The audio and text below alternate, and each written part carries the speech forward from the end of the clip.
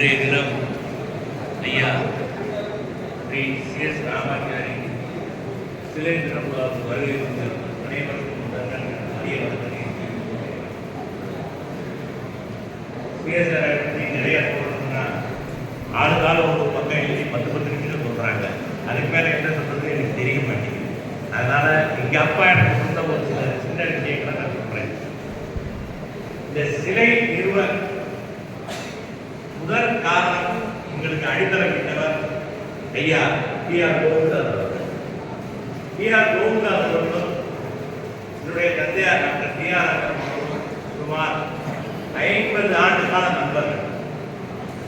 இவர்கள் இருவருக்கும் ஒரு ஒற்றுமை என்ன என்றால், இந்த இருவருமே ஒரு மிடில் கிளாஸ் ஃபேமிலியிலிருந்து பொது சேவைக்கு வந்தவர்கள். அதனால் அடித்தட்டு மக்களிடம் பழகி மேலே வந்ததினால் அவர்களுடைய உணர்வுகள் நன்றாக புரியும் வண்ணம் இரண்டு பேருமே செயல்படுவார்கள். அவர்கள் 2 பேருமே எங்களுக்கு திட்ட பணி அவர்கள் செய்ய வேண்டும் நினைத்தது ஐயா சி.எஸ். ஐயாவை பற்றி சிலை வைக்க வேண்டும், அவரை பற்றி எல்லோருக்கும் சொல்ல வேண்டும் என்பதுதான். அப்படி இருக்கும்போது நான் என்னுடைய 6ஆவது வகுப்பு படித்துக் கொண்டிருந்த போது என்னுடைய தந்தையாருக்கும் சி.எஸ்.ஆர். அவர்களுக்கும் ஒரு வழக்கம் முதலில் மானாமதுரையில் வரதராஜ் மில்லுன்னு ஒரு மில் இருந்தது. அந்த மில்லில் அவர் ஏதாவது டாக்டர் ராஜராஜ் ஏதாவது பண்ண பார்க்கிறப்போ சுமார் ஒரு 15 ஆண்டுகள் ஒவ்வொரு சனிக்கிழமையும் மதியம் 1 மணிக்கு போய் 6 மணி அங்கே இருக்கிற மில்லை எல்லாருக்குமே ஃப்ரீ ட்ரீட்மெண்ட் கொடுப்பாங்க. அவர் அவர் சொல்வார், அவர்கிட்ட எவ்வளோ பணம் நிறைய செய்கிறாரு, அந்த மருத்துவராக ஒரு மெடிக்கல்னா என்னால் முடிஞ்சபடியே நான் ஒரு அணி மாதிரி அவருக்கு செய்கிறேன். ஏன் எனக்கு தெரியும்னா, நாங்கள் விளையாட்டு குழந்தைங்க இங்கே போனால் அவருக்கு எவ்வளவு இருக்கும் மாணவர்கள் அங்கே போய் இடம் முடிஞ்சு நாங்கள் அப்படியே ஆடிட்டு இருப்போம். ஆனால் இவர் அந்த 1 மணிக்கு அதுலேயும் காரில் போக மாட்டார். நம்ம அம்சோலி ஹோட்டலில் வேல்பூரில் டிரான்ஸ்போர்ட் இருக்கும். அதில் 9 ரூபா 10 பைசா கொடுத்தோம்னா உடனே நேராக கொண்டு போய் 1 மணி நேரத்துக்கு இருப்பேன். நான் 100 பேர் ஸ்பீடில் விட்டோம். ஸோ அந்த டைம் மேனேஜ்மெண்ட்டுக்காக அந்த வகையிலே போவார். அங்கே போனோன்னா ஒரு 4 கம்ப்யூட்டர்ஸ் இருப்பாங்க. ஒரு 340 பேர் அந்த மில்லில் மட்டும் வேலை பார்ப்பாங்க. 340 பேருக்கும் பார்த்து ஒரு ஊசி கொடுங்க, ஒரு மருந்து கொடுங்க, அந்த 5 மணி நேரத்தில் அது எடுத்து மறுபடியும் ஆஸ்பத்திரிக்கு வருவார். அப்படியே அவரை பற்றி நமக்கு சொல்கிறப்போ ஒரு உணர்வோடு சொல்வார். ஒரு அரசாங்கம் என்ன செய்ய வேண்டுமோ அதை அனைத்தும் ஒரு தனி மனிதனாக செய்ய ஒருவர்னா அவர் சி.எஸ்.ஆர். தான். இது பெருமைக்காக சொல்லலை. எதுக்கு சொல்கிறேன்னா, இன்னைக்கு ஒவ்வொரு நம்ம தமிழக அரசு என்னென்ன திட்டங்கள் செய்தோ அதெல்லாம் அப்போவே அவர் செஞ்சுட்டார். 10,000 பேருக்கு அந்த காலத்திலே இலவச வேண்டி வழங்கிய ஒரே நமக்கு சி.எஸ். ஐயா.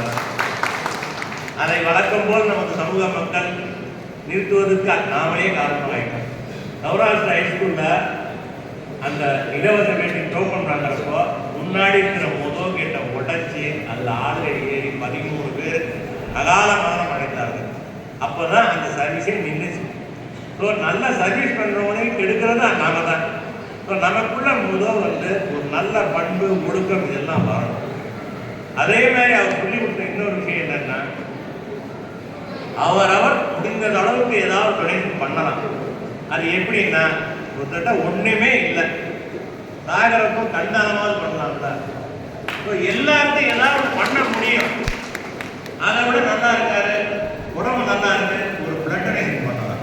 ஒவ்வொருத்தரையும் அந்த ஒரு சர்வீஸ் பண்ணுற ஒரு மனப்பான்மை நம்ம அவங்களை உதிக்க வைக்கணும், தோண வைக்கணும். இதெல்லாம் பண்ணோம்னா நிச்சயமாக நம்ம நல்லா இருக்கும்.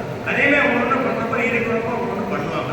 ஸோ நம்ம எல்லாருக்கும் வேண்டியது சர்வீஸ் பண்ணுற நோக்கம் அவங்க மனசில் பதிய வைக்கணுங்கிறது தான் முக்கியமான நோக்கம். அதுக்கப்புறம் இன்னைக்கு நம்ம ஓவராக குறிப்பிட்டாரு டிஆர்னு சொல்லி உண்மையிலே எனக்கே ராஜ்யம் இல்லை. இந்த சிலையை நாம் தான் பண்ண போகிறோம், இந்த சிலையை நாம் தான் பண்ண போகிறோம். அப்பா எங்கள் அப்பா டிஆர் போகிறாங்க இவங்கெல்லாம் சொல்லிட்டு கடைசி அவங்க தனித்தனியாக இருந்து நாங்கள் 2 பேரும் சேர்ந்துருக்கோம். நானும் இருக்கிறப்ப அது சொல்றதுக்கு ஒரு வாய்ப்பு கிடைச்சிது. ஆனால் சொல்ற மாதிரி இருக்குல்ல, எங்கள் நிர்வாகத்தில் ஒவ்வொருத்தையும் ஒரு திறமை இருக்குது. அதை கண்டுபிடிச்சி வேற அவங்க தான் என்னோட வேலை. ஆனால் நான் ஒரு வேலையை பார்க்க மாட்டேன். அதில் என்னன்னா, முருகதாஸ் சார் அது ஒரு வெறி. அவங்க அப்பா சொல்றது செஞ்சே இருந்தது. அப்போ அந்த பணியை அவரே எடுத்துக்கிறார். வெண்கலத்தில் இருக்கிறப்போ இவரே செய்யலாம் தத்ரூபமாக வரமாட்டேங்குது. அப்புறம் டிவிஎஸ் கம்பெனியில் ஃபோன் பண்ணி டைம் பாஸ் மூலமாக இவரே கேட்டு நானே டைரெக்டாக டீல் பண்ணுறேன்னு சொல்லி சுவாமி பண்ணையில் போய் அதுக்கு 25 வட்டம் எனக்கு ஃபோன் கொடுத்துருக்காரு. ஒவ்வொரு டைம் மேனேஜ்மெண்ட்டை கேட்போம் பண்ணி அந்த சில எழுதிக்கே ஒரு வருஷம் ஆயிடுச்சு. இந்த கட்டணம் கட்டுறதுக்கு இப்போ 2 வருஷம் ஆயிடுச்சு. ஏன்னா பணம் மொத்தமாக தான் கட்டியிருந்தாங்க, வர தான் கட்ட முடியுமே. அதே மாதிரி 2 வருஷம் ஆயிடுச்சு. ஸோ அவங்க அப்பாவோட இது நிச்சயமாக எங்கள் அப்பா மாதிரி நீங்கள் சாண்டியாக இருக்குது நிச்சயமாக நினைக்கிறேன். இந்த மாதிரி ஒவ்வொரு விஷயம் இருக்கிறப்போ அவரை பற்றி நிறையா சொல்லிட்டோம். அதே நேரத்தில் அவங்களோட எல்லாம் நீங்கள் கூப்பிட்றீங்க. நம்ம பேப்பரில் விளம்பரம் கொடுத்துருவோம். வெளியிலன்னா நம்ம ஆரம்பம் சொல்லுவார், எவ்வளோ லட்சம் மக்கள் இருக்காங்க, எவ்வளோ லட்சம் மக்கள் இங்கே இருக்காங்க பார்த்தீங்களா, என்ன மணிகண்டன் சார் எத்தனை லட்சம் மக்கள் இருக்காங்க. அதுதான் உண்மை. நீங்கள் என்னதான் சொன்னாலும் அவங்களுக்கு வேலை வர்றப்போ அதே தான் பார்க்கவே தவிர உங்களுக்கு ஒரு 4 நாட்கள் வராது. அப்போ இருக்கிறத வச்சு நம்ம எப்படி மேலே கொண்டு வரலாம் இதுதான் நம்ம திங்க் பண்ணணுமே தவிர அப்படி பண்ணுறப்ப தான் காலேஜை பற்றி கொஞ்சம் சொல்ல வேண்டியது. இந்த கல்லூரியில் இப்போ இந்த நிர்வாகம் வந்த அப்புறம் சுயநிதி படிப்பு, அதாவது சுமாராக மார்க் வாங்குறவங்களுக்கு தான் சுயநிதி படிப்பு போவாங்க. இல்லைன்னா பழைய கோர்ஸ் போனால் புது கோர்ஸ் படிக்கணும், ஆர்டிஃபிஷியல் சைக்கிள் படிக்கிறப்போ காலேஜ் நம்ம தொழில் பண்ணலாம். இந்த காலேஜில் சமூகத்தை முன்னிட்டு கொண்டு வரது அந்த காலேஜ். அதனால எல்லா சௌராஷ்டிரா மாணவர்களும் இந்த நிர்வாக 3 வருஷத்தில் அந்த குழந்தைகளுக்கு ஃபீஸில் ஒவ்வொரு 20% கன்சல்ட் கொடுக்குறோம். 20 வருஷம்னா 25,000 ஃபீஸ் கட்டினா 5,000 கன்சல்ட் கொடுக்குறோம். ஸோ அதெல்லாம் எங்களுக்கு ஒரு பெரிய பேர்டன்.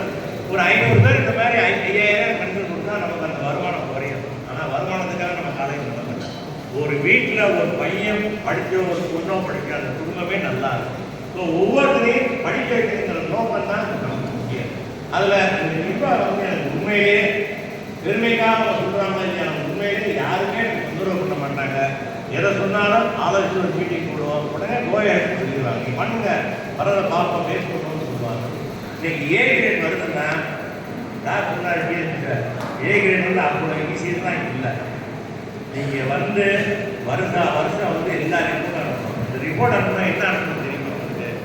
நம்ம கல்லூரியில் எத்தனை பேர் நிரந்தர ஆசிரியர் பிஎஸ்சி பண்ணியிருக்காங்க, தகுதியுள்ள ஆசிரியர்கள் எத்தனை பேர், அந்த தகுதியுள்ள ஆசிரியர் எத்தனை பேர் கைட்ஷிப் வாங்கியிருக்காங்க, அவங்க எத்தனை பேர் தகுதியாக்கியிருக்காங்க, அதாவது பிஹெச்டி வாங்க வச்சுருக்காங்க, எத்தனை பேருக்கு வேலை வாய்ப்பு இருக்குது, இங்கே படித்த கல்லூரி மாணவர்கள் எத்தனை பேர் பிஜிக்கு போயிருக்காங்க. ஸோ நல்லா காலேஜாக இருந்தால் தான் இங்கே படித்த பிஜியும் படிப்பாங்க. இதெல்லாம் 8 பேர் 8 பேராக சாப்பிட்ற மாதிரி கர்நாடகத்தில் சொன்னார்ல, காயப்பாடு இருக்குது, ரோடு எங்கே இருக்குது, இதெல்லாம் பார்ப்பாங்க, டோட்டல் ஸ்டெப்பு பார்ப்பாங்க. இதெல்லாம் பார்த்து தான் மார்க் கொடுக்குறாங்க. அப்படி கொடுக்குறப்போ யார் வர்றாங்கன்னு எங்களுக்கு தெரியாது. நாங்கள் பணத்தை தான் செலுத்துவோம் கற்றுவோமே தவிர அந்த நேரத்தில் கடையே 2 நாள் இருக்கிறப்போ 3 பேர் வெளிமாநிலத்தில் ஒவ்வொருத்தரும் வருவாங்க. 3 பேர் என்ன முறை கூட எங்களுக்கு தெரியாது. வந்தவங்க தான் அவங்கள்ட்ட பேர் இருந்து ஆகும். இங்கிலீஷ் தான் காமன். ஒவ்வொருத்தரும் மராட்டி பேசுகிறாங்க, அது தான் காமன். அவங்க பரிசையை ஃபுல்லாக எடுத்து சொல்கிறாங்க. நீங்கள் என்ன சொன்னாலும் அவங்க கேட்க மாட்டாங்க. அவங்களுக்குன்னு ஒரு அது அதெல்லாம் போட்டு கிட்டத்தட்ட நானும் இந்த காலேஜ் வந்து இது 25வது வருஷம். 20 வருஷம் அவங்க ஏற்று பண்ணி இப்போ கிடைச்சிருக்கா உண்மையிலே எனக்கு சந்தோஷமாக இருக்கு. ஒவ்வொரு தப்பையும் நம்ம நிவர்த்தி பண்ணிட்டே வந்தோம். இல்லைன்னா நமக்கு வந்து தப்பாக கூட சில பேர் சொல்லுவாங்க. ஆனால் நம்ம கிரேட் வாங்குறப்போ சில இதில் வந்து வைத்தியம் பண்ணாங்கன்னா உடம்பு சரியாக சிலருக்கு பண்ணிட்டே வேண்டியது. அப்படி பண்ணி தான் காலேஜ் நிலைமைக்கு நம்ம வந்திருக்கோம். இதே நேரத்தில் உங்கள்கிட்ட எல்லாம் நான் செஞ்சுக்கிறது போனோம்னா நவராத்திரி காலேஜில் சீட் கிடைக்குது, அதனால் நான் வந்து கேரளியில் தான் அப்ளிகேஷன் போடுவேன், அது இல்லைனா தான் இங்கே வருவேங்கிற மனநிலையை மாற்றுங்க. அதே அங்கே சொல்லிக் கொடுக்குற இங்கேயும் சொல்லிக் கொடுக்குறாங்க. நம்ம மாணவர்கள் நல்லா ஒழுக்கமான, அதை விட பேரரசுகள் அதை விட ஒழுக்கமானவங்க. ஒவ்வொரு மாணவனையும் அப்படியே இப்படியாவது மோல்ட் பண்ணி இப்போ இருக்கிற நம்ம ஸ்டாஃப்லாம் எப்படி இருக்காங்க தெரியுமா? ஒவ்வொரு பையனையும் தனித்தனியாக அவங்க ஃபேமிலியில் என்ன ப்ராப்ளம் இருக்குது, இவன் எதுக்கு கஷ்டப்படுறான், ஃபீஸுக்கு கஷ்டப்படுறானா, இல்லை அப்பா ஏதாவது ப்ராப்ளம் இருக்கா, இதெல்லாம் கவனித்து தனிப்பட்ட முக்கியத்துவம் கொடுத்து ஒவ்வொரு குழந்தையும் கூட்டி வர்றாங்க. அதனால் என்ன ஆயிடுச்சுன்னா இந்த வருஷம் போன வருஷத்துல இருந்து 400 பேர் வெளியே போகிறாங்கன்னா 288 பேர் கல்லூரியிலே நாங்கள் வேலை வாங்கி கொடுக்குறோம். ஃபேமிலி உடனே நீங்கள் கேட்காதீங்க நம்மளை எவ்வளோப்பா 2 லட்சமானு கேட்காதீங்க. யூஜி படித்தவனுக்கு 15,000 40,000 வரை கெப்பாசிட்டி கிடைக்கும். ஆனால் சும்மா இருக்கிறது போல உடனே நம்ம வேலை வாங்கி கொடுக்குறோம் பார்த்தீங்களா, அதை வச்சு அவன் எப்படியாவது வீட்டுக்கு வந்துடுவான். ஸோ அதனால் அவங்ககிட்ட இன்னைக்கு இந்த நல்ல நாளில் என்ன சொல்லிக்கிறேன்னா, எங்கே போனாலும் நம்முடைய சமூக மக்களை சௌராஷ்டிரத்தில் போய் சேர்த்து எதாக இருந்தாலும் நான் பார்த்துக்கிறேன். படிக்கலையா நான் சொல்றேன் சொல்லி இதை மட்டும் நீங்க எனக்கு முன்னுரை கொடுத்து சொல்லி எனக்கு வாய்ப்பு கொடுத்த அனைவருக்கும் நன்றி தெரிவித்துக் Thank you, sir. Now I request our special invitee, Thiru S.S. Saravanan sir, ex-MLA, Tamil Nadu State Assembly, to honor management committee members.